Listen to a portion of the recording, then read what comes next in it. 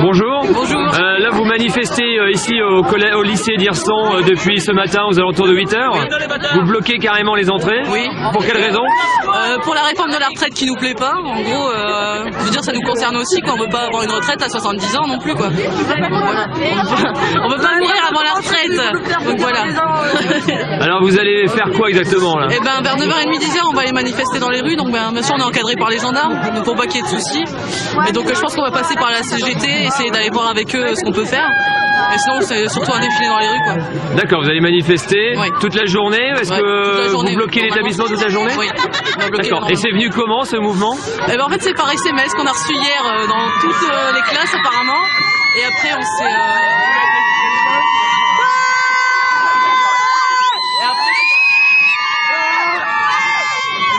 sur Facebook, on s'est donné le mot et après on s'est retrouvé là. On a été demandé à des gens qu'on ne connaissait pas forcément s'ils voulaient faire blocus et puis après ça a donné ça. D'accord, très bien. Voilà. Anaïs, donc une réflexion par rapport à ce mouvement. Est-ce que vous êtes surprise? Est-ce que... Bah, on a été surpris quand même un petit peu parce que d'habitude, bon, il y a eu plusieurs messages de blocus et il s'est jamais rien passé et là, bah, c'est merveilleux quoi. Voilà. Et vous espérez que le gouvernement recule? Ah oui. Oui. Ouais. C'est votre souhait? Ouais. Bah, je pense que c'est le souhait de tout le monde ici. D'accord. Très bien, merci beaucoup. Merci.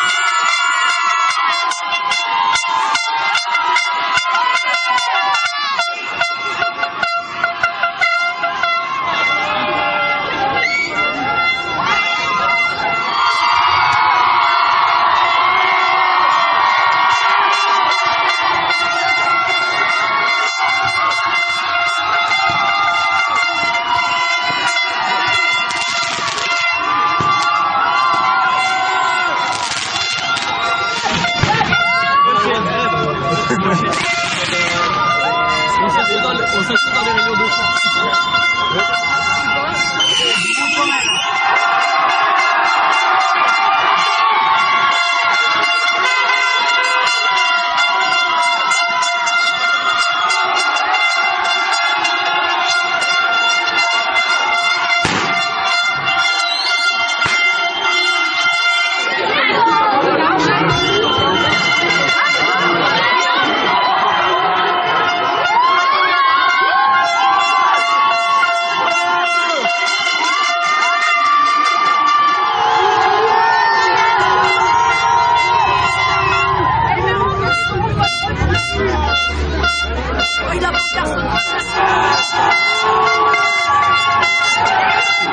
Démarche citoyenne, chacun est aujourd'hui concerné.